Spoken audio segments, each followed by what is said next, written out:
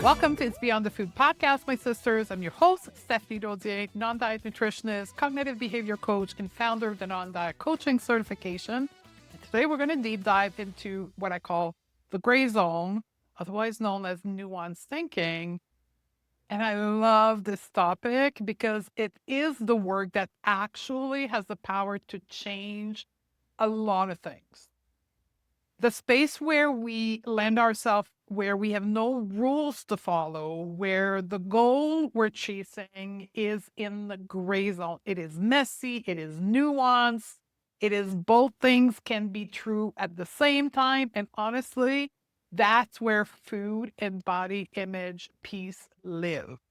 That's where the quote real body image work happened. If you've listened to a most recent podcast episode called Body Image Perfectionism, the solution to body image perfectionism is in part nuanced thinking. So, you ready for this? Let's see how we can develop more nuanced thinking. Now, before we deep dive into this, I want to talk to you about something that's happening in my life right now, which is a great example of nuanced thinking. As some of you know, I'm a digital nomad, so I travel a lot while I'm working. And I've been back from Mexico for a few weeks now, almost 4 weeks. And since I've returned home, something has felt up. Not necessarily physically, but mentally and emotionally, I had a lot more anxiety than I normally have. And things weren't, still not working out the way I'm hoping for, specifically in the context of how I'm feeling in my emotional health, but also in my business. And on Saturday, April the 25th, I was scrolling through my Instagram and an astrologist, which I usually don't follow as of Saturday, no astrologist on Instagram, but this woman appeared in my feed and she was talking about the very powerful period for Aquarius. And I am an Aquarius. And she said it's one of the most significant period of change in the Aquarius life over the last 7 years because of two things, because of how Uranus is moving and shifting, and also because there is a full moon on April the 30th. And as I was listening to that, I'm like, oh my God, this is what's happening in my life right now.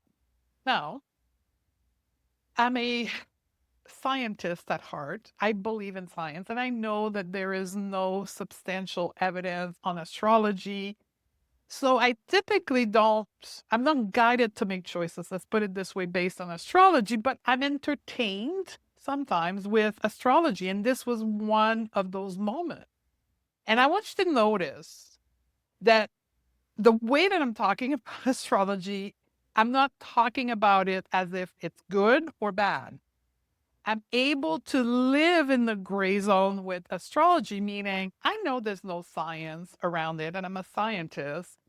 And I do believe in spirituality, that there's a higher thing, being up there, something that drives the universe. And sometimes I take into consideration what astrology has to tell me, and sometimes not, right? I have both sides of it in that space. So yeah, so there's a lot of things happening in my life right now because I'm Aquarius. And if you're listening to this and you're an astrology fan, I would welcome in my DMs any thoughts or further knowledge you have about what's happening with the Aquarius. But needless to say, a lot is happening. Today I'm recording this on April 29th. The full moon is tomorrow. Let's see what happened. Like, it's supposed to be a momentous shift as the full moon happens. So let's see what happens in that space. Now, let's talk about nuanced thinking. That was a great example of it. I want to deep dive into real application in our particular niche, which is weight neutral health. And my desire to speak about this came from a coaching session that I had earlier this week with a new client. This person is a life coach, and she's also a certified intuitive eating counselor. She's done the certification. She knows the framework. She's done a level of personal work as well, but she's coming in to work with me because she's still struggling at the later stage of intuitive eating with a relationship to food, and she's deeply afraid of gaining weight. She came to me because she believed that somewhere, somehow, there has to be a way to eat that will prevent her from gaining weight. Even though she understands health at every size, it's still that belief that she's holding within her. This week was our second session together, and very quickly we figured out the core issue. And I want to say because when I work with people from a coaching perspective, specifically in a more intimate container, this is a small group coaching container, only with 4 people. We go into a mode of a collaborative relationship, which means it's not me telling her what to do. It's us together working through finding the solution within her. And very quickly, we got to this place where it was evident that the dominant cognitive distortion for her was the all or nothing thinking, the black or white thinking, also known as binary thinking. And she could not see how there was no, quote, right way or healthy way of eating that would come out of gentle nutrition, because that's where we started. We started with gentle nutrition, and then we peeled the onion and realized that the reason she was so desperately looking for the healthy way of eating without being diet culture was because she was deeply afraid of gaining more weight that she had gained already. And the solution to the space where she finds herself is developing this ability to live in the nuance, in the gray, and being able to leave out that binary thinking. So let's talk about this. So that's what I call the nuanced thinking, and it's the opposite of the right or the wrong way of thinking. It's the ability to hold 2 truths at the same time, right? When you think about gentle nutrition, it is the perfect example of this, or my astrology example at the top, right? It's the combination of your eating cue, your ability to trust your body, and holding some nutritional, intellectual information at the same time. It's both combined, and being able to live in that middle space of 2 existing truths at the same time. We need to trust our body, and there is some nutritional knowledge that are better for the human body. And this is why, for most people, they get to the step of gentle nutrition and they struggle, and then they'll go on social media or they'll come into your practice and they'll say, like, intuitive eating doesn't work for me. Like, I'm special and I'm unique. It doesn't work for me. So what else? Or they'll make a broad statement, right? We all know those accounts on social media. Intuitive eating doesn't work, right? It doesn't work because of the gray zone. And it's the same thing with body image. And I did that recently in the body image perfectionism, where I drilled down on that. Now, why does an unnuanced thinking pattern happen? Why do we tend to go to this binary way of thinking? So I have a great analogy for that I give all my clients. I'm going to give it to you. And if you're watching me on YouTube right now, you saw that I took off my glasses. So black or white thinking is what we know in cognitive behavior coaching as a cognitive distortion. It's an irrational thought pattern, a thinking pattern that emerge, and this is the key here, when people feel unsafe. When your brain sees danger, when the brain sees discomfort, when the brain sees, oh my God, things are going to change, there is risk, the way that your brain helps to protect you, it's a survival mechanism, it engaged into what is known as cognitive distortion. And there's, I think there's 17 of them, and there may be more based on updated research, but I know of 17 for sure. And all or nothing thinking is one of the most common one that I see in my practice. So back to my glasses. So cognitive distortion, it's like a pair of glasses you put on every morning that distort the reality, that distort the view that you have on the world, either in particular circumstances or generally in the way you view life. All or nothing thinking, in my opinion, and in my clinical experience, is very frequent with people, with women particularly, that have been in diet culture for periods of time. And my observation is the longer people have been in diet culture, the most ingrained that cognitive distortion is, or the most survival mechanism that people have when they feel uncomfortable or unsafe. And why does that happen? I want to explain that very specifically. Why do people that believe that thinner is better, that there's a right way of eating, wellness culture, diet culture, like our world, why do they go to all or nothing? Is because that's the doctrine of system of oppression in general. So we're going to go up a little bit here. I want you to think of all system of oppression. Diet culture and wellness culture is one of them.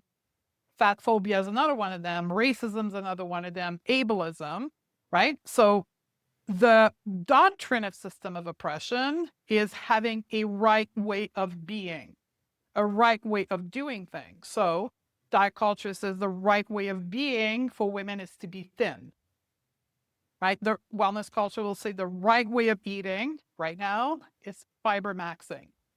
2026, if you were to ask me, one of the difference between, by the way, of wellness culture and diet culture is the flexibility of wellness culture to make more money, because wellness culture drives capitalism, is to like change tune, right? With diet culture, man, thinner is better. And we're seeing that right now with the whole GLP-1 era. We're back to extremely thin again. It was in the 90s, 30 years later, we're back at it again. It doesn't want to like go thinner is better, where wellness culture for like 5 years is going to be fiber maxing. 5 years ago is protein maxing. In the 80s was no fats, right? So wellness culture tends to change things, but it's the commonality of wellness culture. There's a right way of eating. There's a right way of having a body. There's a right way of having a skin color. There's a right way of displaying your ability. And that's what makes system of oppression. And then it forces people through social structure to be in the right group, and then to value and to assign morality to people based on which group they belong to. So people who have been in wellness culture and diet culture have this view of the world, and they've been practicing it for a long time when it comes to their body, to their eating, and very specifically to diet culture. Diet culture says to women, if you eat the right way, you will be thin and you'll be good enough. And if you're not successful at it, because it's totally controllable, if you're not successful at it, it's because you're not doing it right. Even though there is amounts of literature that says that dieting doesn't work, even though it doesn't work for 95% of the people, even though it didn't work for you for the last 20 years, it's because you're not doing it right, because it works. So women who have lived in that trauma, that experience that's very traumatic because it's your sense of being, it's your sense of worth. They've been robbed of this sense of worth for most of them decades. For sure, they're going to see their relationship to food and body and binary, because this whole time they were told if you did it right, if only you did it right, it would have worked. So yeah, they're stuck in perfectionism and all or nothing. So when they unwind diet culture and wellness culture and the thin ideal, one of the things that's most frequently in the way of recovering from that is their mindset, their collection of thoughts and thinking pattern, one of them being binary thinking. So you have to work at that level, that it is you or you as a professional. You have to be able to see it, you have to be able to name it, and you have to know how to change it. And the number one error that I see being done, and many of you will recognize yourself in that, is that people say, yeah, I can see that I am in this black and white thinking, and the solution to get me out of this will be to bring more facts, science, to read more book, to listen to more podcasts. And that's going to convince my brain to let go of binary thinking. And maybe you're listening to this podcast episode in the pursuit of changing your mindset and thinking, well, if I listen to just one more podcast and show my brain that nuanced thinking is better, then my brain's going to change. Here's my question for you. And that was the question to my client. My client went to the extent of paying for the certified intuitive eating certification. I don't know how much it is now, but probably in my time it was around $1,500. She went to the extent of doing that, trying to prove to her brain that she needed to let go of that. It didn't work because she ended up working with me. Has it worked for you? If you are here because of that, listening to this podcast, trying to bring more intellectual knowledge to try to motivate your brain to change, as it worked? I'm not going to answer that. Did you find the answer for yourself? So how do we go about changing that? The first thing I want to say is stick with the metaphor of the glasses. So I want you to think of that cognitive distortion as the glasses you've put onto your face and you're seeing the world, which means the reason why I use this analogy and it's so potent, you can take them off. It's this visual encapsulation of transformation where it's just a pair of glasses. With the approach, I will be able to remove it, and in time, I'll be able to pick up a new pair of glasses called the nuanced thinking or the gray zone thinking. So that's the first thing. The first place we need to go, and this is going to be the approach that you are a health professional, you are someone on their personal journey, it's the same approach. Imagine the glasses. Second thing is look at the circumstance that you want to change your view of the world. So we'll take food, right? My goal is to become an intuitive eater. I want to go back to eating normally like all the rest of the world. Okay, great. So the first thing is recognize that currently the reason why you are not an intuitive eater or a normal eater is because you're thinking about food in a binary view. And that's a pair of glasses you can remove. The second thing is, let's take a particular example around food. Sugar is bad, right? Recognize that that is not a fact. Separate facts from thoughts because they're not the same. Now we're going to get into the trenches of cognitive behavior coaching, right? So if you're aware of that, you're recognizing the first step, separating thoughts from facts. Sugar exists. Sugar is bad as a thought. Sugar exists as a fact. Is it intrinsically bad? No. So sugar exists, that's a fact. Sugar is bad, that's a thought. So recognizing that my current thinking around sugar is optional. 2, go into your body. Now, this is the tripping point of many people, right? It's difficult. Like when I say get into the body, feel your nervous system and determine when I display my binary thinking on sugar, that sugar is bad, how does that make me feel in my body? Being able to label the sensation into your body, being able to name the emotion that results from your binary thinking. Step 3, Once you've identified the sensation, name the emotion, step 3 is asking yourself, when I think that sugar is bad and it makes me feel anxious, how do I respond to that emotion of anxiety? How do I behave in response to that emotion? What am I behavior around food as a result of me thinking sugar is bad? And then the next step is like, okay, does that behavior allows me to get to the result that I want? So for an example, we'll go back on sugar.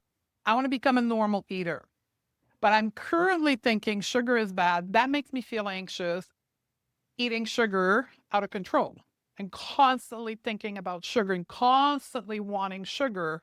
And when I finally get sugar, I eat the sugar in enormous quantity. Does that align me to my goal of becoming a normal eater? Now, again, because I'm a gray zone thinker through years of practice, I'm not going to say, nope, right? This is not a place where binary thinking is useful. Even for me as a teacher, it's like, well, let's just see. Is it possible to be a normal eater and thinking sugar is bad? Is it possible? Yeah, everything's possible. However, based on research and evidence, restrictive eating and restrictive thinking around food has demonstrated a high correlation and a high risk of disordered eating. So is it possible? Yeah, but there's not an official number, but 95% of people will have a disordered relationship to sugar by thinking sugar is bad. Now, it's possible. The question is have you tried it? How long have you been trying to think that sugar is bad? And has it worked for you? Now, when I ask those questions to the client, they're like, well, that's why I'm here, anti. I'm like, okay, so it's not working for you. And it's not like you've only been trying it for like 2 weeks. You've been thinking that for how many years again? 10, 15 years? That hasn't worked. I mean, you can continue to think that, and let's see if it worked. But if you're here and you want to change, what if we change that perspective? What if we change that thinking? That's called cognitive restructuring, when we find an alternative way of thinking, and then we build that new neural pathway in our brain, right? Because currently your brain is wired to think when it sees sugar, sugar is bad.